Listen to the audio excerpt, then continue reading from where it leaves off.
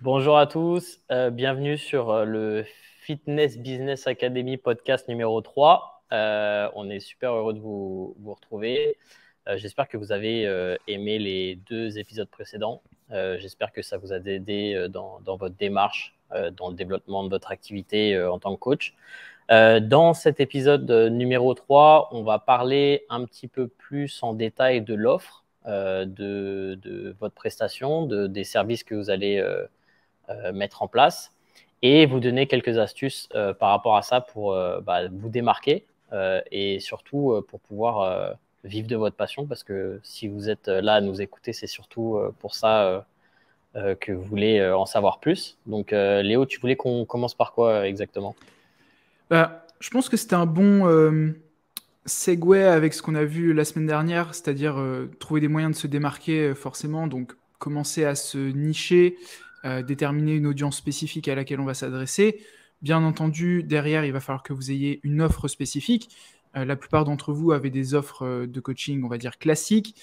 Les personnes avec qui on échange, la majorité du temps, ont des choses un peu confuses à présenter à leurs potentiels clients, c'est-à-dire j'offre à la fois du coaching où je fais entraînement plus nutrition, mais je fais aussi que nutrition, mais je fais aussi que entraînement, et donc du coup les gens savent pas forcément quoi choisir.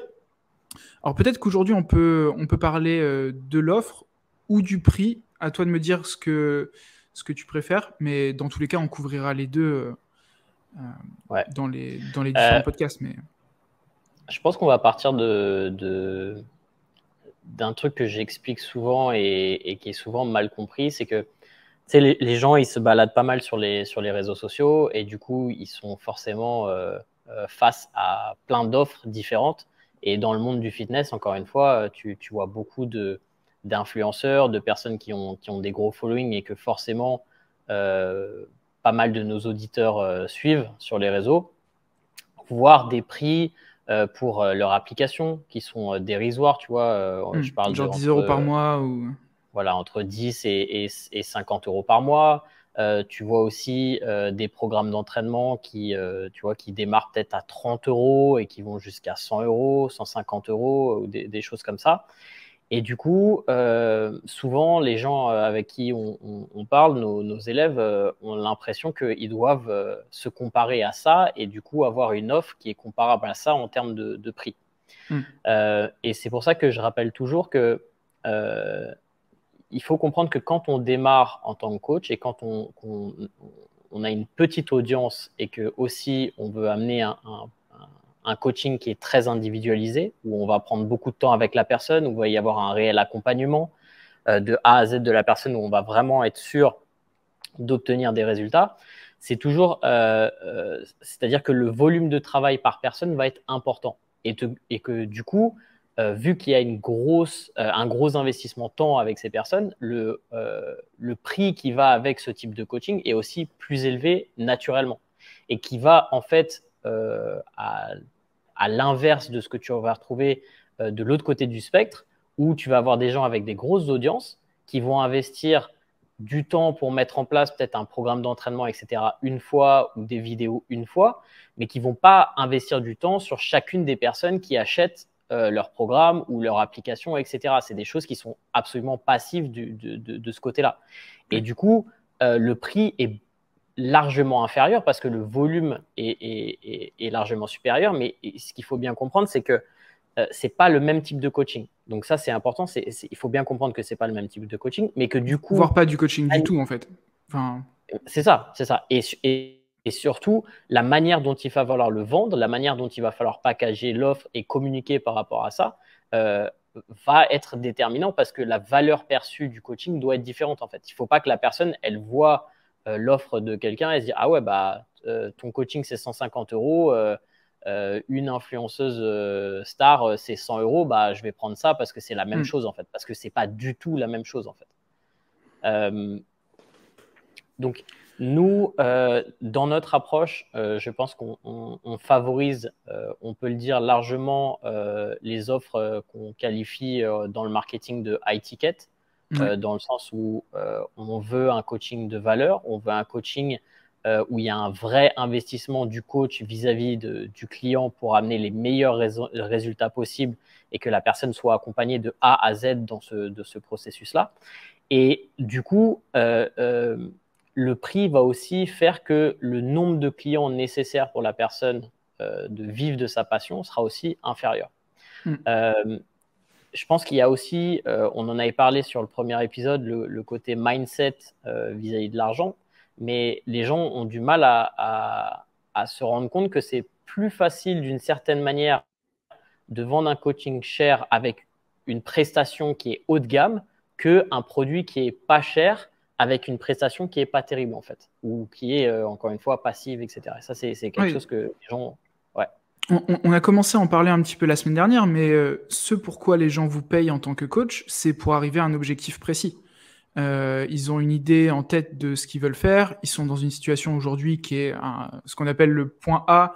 Ils veulent aller vers le point B. Vous êtes la personne qui est capable de les amener de A à B. Et ils sont prêts à vous payer à une certaine somme pour le faire.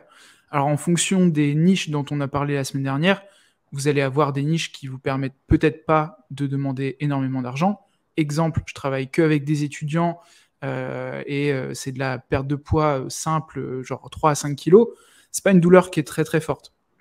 Par contre, je travaille avec des femmes dans leur trentaine qui veulent absolument rentrer dans leur robe de mariée dans les 6 prochains mois. Là, on a une douleur qui est forte et elles sont certainement prêtes à payer plus cher pour votre accompagnement que le coach du coin, en fait, qui n'a pas de spécialité, on va dire. Donc, tu as dit un truc qui était hyper important, c'est que nous, ce qu'on recherche, c'est un accompagnement high quality, haute valeur, haute qualité, et s'assurer que la personne va au bout de son accompagnement. Et c'est pas simplement augmenter le prix de votre accompagnement en changeant rien à l'intérieur. Peut-être qu'aujourd'hui, vous offrez déjà un accompagnement de valeur, et ça, c'est top. Mais il faut faire quelque chose de sur mesure par rapport à vos clients. Et on a fait le calcul avec les personnes qui sont dans l'académie du temps qu'ils passent avec leurs clients et comment ils pourraient en vivre et de combien de clients ils ont besoin pour en vivre. Et on s'est rendu compte que certains passaient 3 heures, 4 heures dans la semaine par client. Donc ça fait, on va dire, 12 heures par mois. Et ils faisaient payer à l'époque peut-être 80 ou 100 euros par mois par client. Donc, bon, voilà, 8 euros de l'heure, sans compter que vous allez être taxé, etc. C'est juste pas possible. Vous n'allez pas pouvoir réellement en vivre. Donc, partez de combien vous voulez gagner. Je pense que c'est ça le plus simple. Je pense que c'est le côté rétroactif de savoir, tu vois, où on veut en être.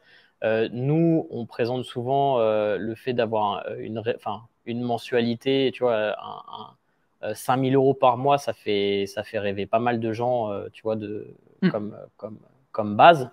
Et à partir de là, si tu as des coachings qui sont aux alentours de 250, 300 euros, bah, tu peux très bien t'en sortir avec 15 à 25 clients, ce qui n'est pas si grand que ça, et ça te permet vraiment d'avoir une qualité de coaching au top, en fait. Et comme tu l'as dit, quand tu décomposes en fait le temps que tu passes par client, c'est-à-dire la mise en place de la programmation, tes check-in, si tu offres vraiment des approches haut de gamme avec peut-être, tu vois, genre cuisiner vidéo, avec moi, ouais. et je vais avec toi faire tes courses, ou tu m'appelles pendant tes courses, ou tu m'appelles pendant que tu fais à manger, etc. Et je t'aide sur chacune des étapes pour que vraiment il n'y ait aucune friction et qu'il n'y ait aucune place de doute en fait dans ce qu'il faut mettre en place comme bonnes habitudes pour arriver au résultat. Bah, après, quand tu fais ça, tu calcules à peu près combien une heure moyenne, et comme on a dit, 8 euros de l'heure, c'est vraiment dérisoire en fait d'une certaine manière. Tu te retrouves quand même avec bah, voilà, une offre qui tient la route en fait. Ouais, t'as coupé. J'ai coupé. Ouais, ça a bugué rapidement, mais c'est OK. T'as dit un truc important, c'est que là, on arrive dans une offre qui est packagée. On n'est pas simplement dans OK, je t'accompagne, mais tu as peut-être un espace membre pour tes clients. Tu as tout ce qui va leur permettre d'arriver à l'objectif. Donc, encore une fois, en fonction de vos niches, on a par exemple Florian qui a toute cette partie posing pour les personnes qui vont aller en compétition, les gens qui parleraient des TCA, peut-être faire intervenir un psy. Et toutes ces choses-là, forcément, valent de l'argent, mais vont apporter énormément de satisfaction à vos clients et construire un package qui fait qu'ils ne pourront pas vous dire non le jour où vous êtes en vente avec eux, parce que vous avez quelque chose qui est 100 fois plus qualifié pour eux et qualitatif que vos concurrents, on va dire, des autres coachs, quoi. Donc, c'est hyper important. C'est important ce que tu dis, mais c'est quelque chose qu'il faut présenter aussi aux clients pour que justement la valeur perçue soit énorme. En fait, c'est qu'est-ce que vous faites, qu'est-ce que vous mettez en place, qu'est-ce que vous pouvez apporter de plus. Et ça revient à ce qu'on avait dit sur les 2 premiers épisodes, sur le fait de vraiment connaître son avatar client, en fait. Parce qu'à partir du moment où tu sais vraiment à qui tu t'adresses, tu sais aussi qu'est-ce qui peut séduire cette personne ou qu'est-ce qu'elle recherche, en fait. Tu vois, parce que je sais que si je vais dire séduction, les gens ils vont dire ah bah c'est de la manipulation, etc. Non, vraiment répondre à leurs besoins réels, en fait. Tu vois, c'est-à-dire que si tu as quelqu'un qui a mal au dos, qu'est-ce qui peut changer, qu'est-ce qui peut implémenter dans sa vie autre que seulement la nutrition et le training qui va pouvoir lui donner des résultats. Par exemple, un bureau debout. Ou, tu peux avoir une liste de produits, un truc de massage, voilà, tous ces éléments-là auxquels les autres coachs n'auraient pas pensé. Mais toi, vu que tu es spécialisé, tu sais exactement ce qu'ils vivent, peut-être que tu l'as vécu aussi, et tu as 10 000 conseils à leur donner, en fait. Tu connais déjà tous leurs problèmes en avance.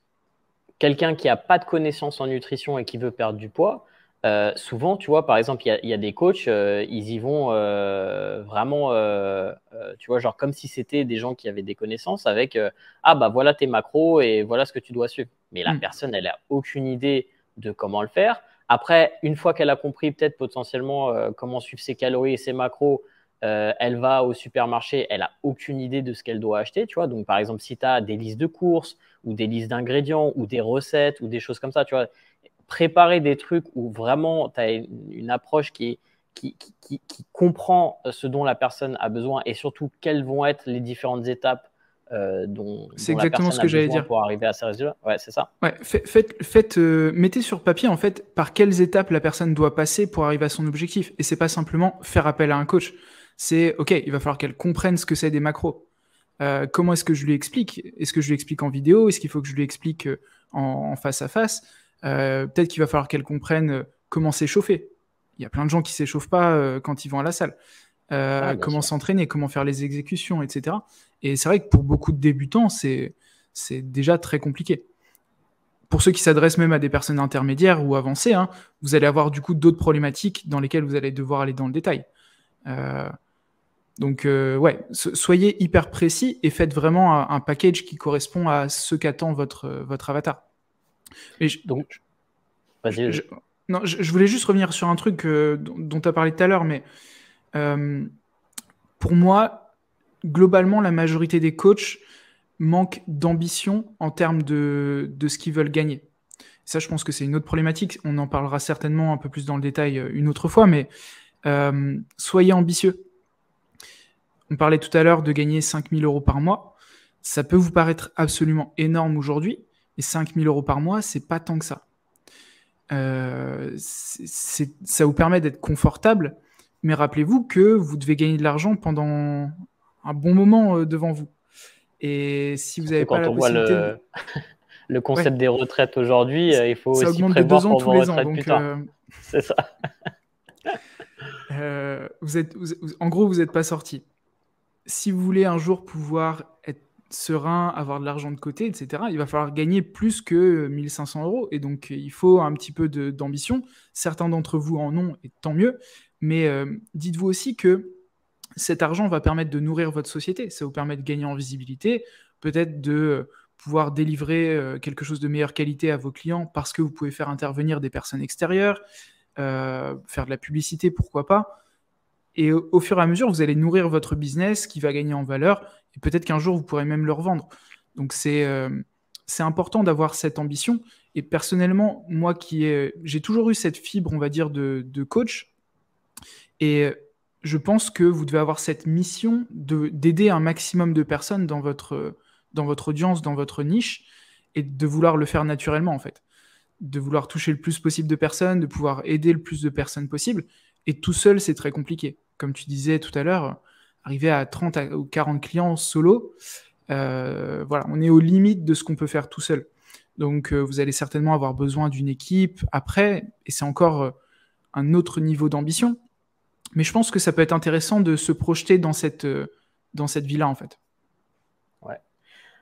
Pour revenir au prix, justement, il faut bien comprendre que c'est une pyramide inversée, dans le sens où là, on vous parle de coaching, disons, 200, 300 euros, ce qui, à mon sens, c'est même pas un coaching vraiment c'est pas haut de gamme. Haut de gamme, hein. C'est vraiment un coaching perso qui, d'une certaine manière, voilà. Et si vous investissez, encore une fois, comme Léo le disait, 4 à 6 heures par semaine par client, 200, 300 euros, voilà, ça serait vraiment un minimum, hein, d'une certaine manière. Et du coup, la pyramide inversée, c'est si vous avez, comme beaucoup d'influenceurs, des grosses audiences et que vous vendez potentiellement à 100 000 personnes, oui, vous pouvez vendre quelque chose à 10 euros, parce que si vous vendez un produit à 10 euros à 100 000 personnes, vous allez faire 1 million d'euros.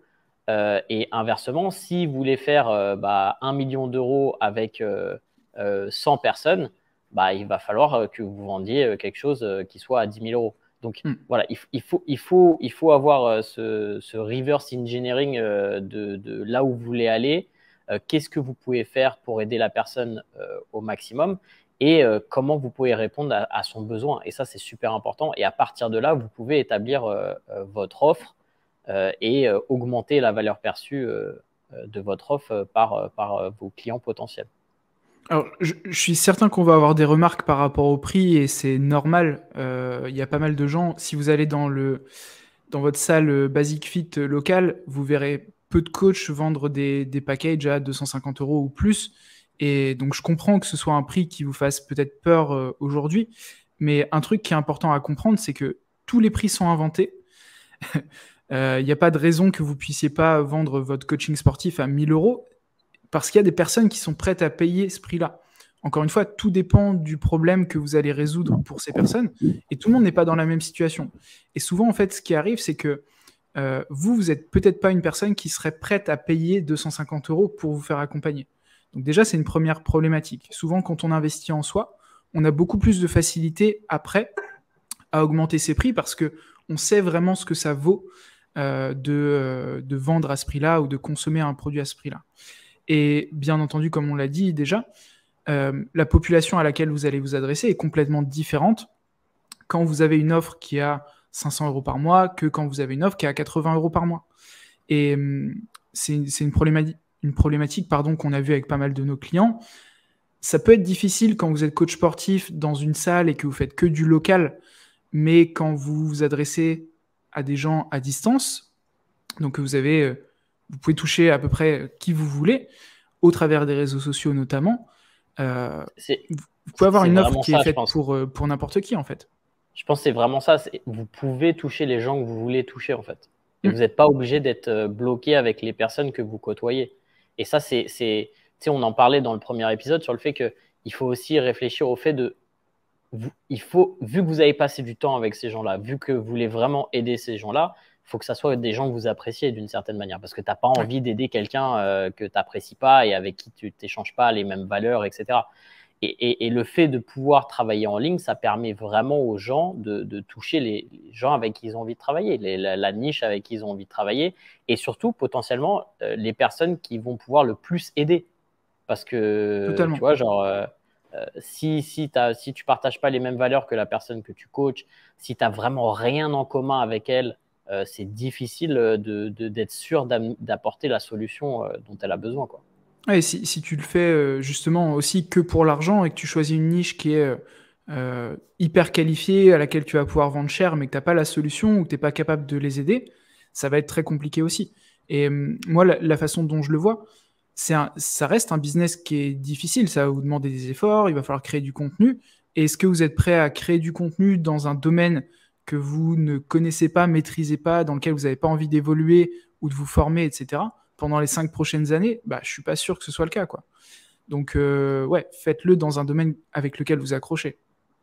Pour revenir au prix, tu sais, sur le fait que, comme tu disais, je sais que certaines personnes vont dire non, mais attendez, vous déconnez, c'est super cher, etc. Ce qu'il faut comprendre, c'est que quand on parle de coaching, on ne parle pas de vendre à 300 euros un programme d'entraînement que vous avez envoyé à 10 autres personnes et un plan alimentaire que vous avez mis en place. Pour moi, le coaching, c'est pas ça.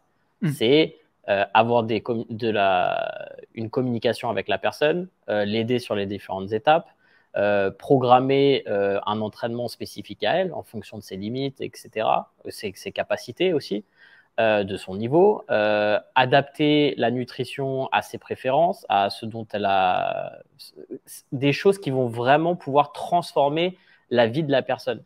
Et si vous demandez à ces personnes-là, si vous demandez à mes clients présents ou passés, c'était un investissement qu'ils ont acheté sur eux-mêmes, comme tu disais, mais ça a transformé leur vie et j'ai pratiquement jamais eu des gens qui me disaient ah ouais bah franchement c'était trop cher, ça valait pas le prix, etc. Parce que les gens ils ont vraiment la valeur qu'ils ont tirée de cet échange, de ce coaching, etc. D'une certaine manière a pas de prix à leurs yeux, parce que quand tu changes, quand tu métamorphoses tu vois, quelqu'un, et quand quelqu'un change de vie, ça n'a pas de prix, en fait, d'une certaine manière. Et regarde, si on remet le montant, tu vois, 300 euros par mois sur un an, ça fait 3600 euros d'investissement dans son physique, dans son corps, dans son bien-être, etc. C'est loin d'être déconnant, tu vois. T'as des filles qui dépensent ça juste dans le maquillage par mois, ou des gars qui dépensent ça dans d'autres trucs. C'est pas un prix qui est déconnant. Il y a des gens qui peuvent se le permettre clairement, et comme tu l'as dit, c'est ça qui est le plus important. Vous n'intervenez pas que sur l'entraînement. Il y a énormément de mindset, il y a parfois remonter le moral de la personne ou la pousser dans ses retranchements. C'est votre rôle, il est bien au-delà de simplement délivrer un programme d'entraînement, un programme de nutrition. Vous devez vous assurer que la personne arrive à l'objectif. Et des fois, c'est faire simplement un call avec la personne, ou un message quand ça va pas, ou des trucs comme ça. Et ça a une valeur qui est incroyable. Et on s'en rend pas forcément compte, parce que c'est un truc qu'on vit tous les jours, et pour nous c'est un peu inné, tu vois.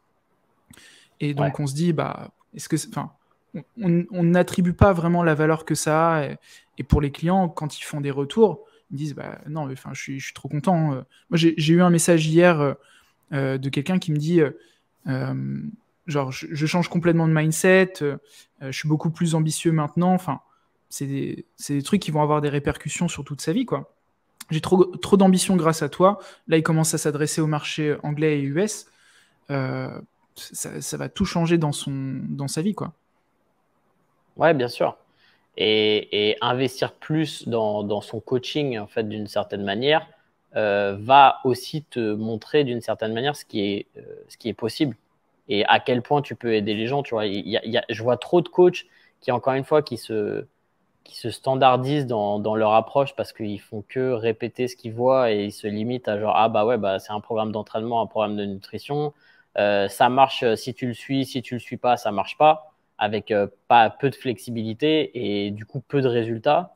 Et après, un business qui marche pas forcément, parce qu'encore une fois, un business qui marche, c'est un business qui est basé sur des résultats. Si tu n'as pas de résultats, c'est problématique, quoi. Donc, et on l'a dit, si vous voulez en vivre, on a eu le cas parmi une des personnes qui est rentrée dans l'académie, qui était au départ à 80 euros par mois, même avec 20 clients, parce qu'il a démarré, il avait déjà 20 clientes, ça lui fait 1600 euros par mois. Il est obligé d'avoir un job à plein temps à côté, en plus de son job de coach. Donc là, il se lève, genre il va s'entraîner à 5 heures du matin, et jusqu'à 22 heures, il taffe, parce que il veut quand même continuer dans sa passion, et il est obligé d'avoir un taf alimentaire à côté. Donc là, depuis qu'il a mis en place des changements, ça change tout. Etc., c'est ça, tout son temps est consacré à ça, parce que c'est sa passion, et vous avez la chance d'être dans un domaine d'activité où ça peut être votre passion, et vous pouvez y passer du temps, et vous avez envie de le faire. Mais pendant combien de temps est-ce que vous allez supporter de le faire pour ne pas en vivre, quoi ? C'est ça le problème. Vous avez besoin de vivre aussi. Et c'est marrant parce que tu sais, on lui demandait justement d'augmenter ses tarifs par client. Et c'est vrai que c'est quelque chose qui fait peur parce que tu te dis, ah, bah, je vais potentiellement perdre des clients, alors que pas forcément. Mais c'est surtout, je me rappelle d'une remarque que tu lui as faite, c'est que disons que tu perds 50% des clients, mais que 50% ils restent, bah, en vrai, T'es au même chiffre. tu es au même chiffre et tu peux passer plus de temps par client ou juste avoir de la place pour d'autres clients parce que là, tu es déjà Ouais, charrette, t'as quoi. divisé ton temps en deux. Tu gères le même nombre de Exactement. clients, t'as gardé un client sur deux, t'as augmenté ton prix. Et au final, Exactement. il n'y a pas de perdant parce que, en plus, dans son cas, bien entendu, il a travaillé sur son package, enfin, son packaging de l'offre pour pouvoir offrir quelque chose d'encore plus qualitatif à ses clientes. Donc, tant mieux. Tout le monde est gagnant, en fait. Ouais. Il y a trop de gens qui courent après le volume et tu vois des nombres de clients énormes. Je parlais avec des coachs qui avaient de 50 à 100 clients avec des offres, tu vois, entre 100 et 200 euros et qui s'en sortaient pas, en fait. Qui s'en sortaient Mm. pas, qui Ouais, avaient tu fais du du coup. volume et tu fais de la merde, quoi. Ouais, c'est ça, tu fais de la merde.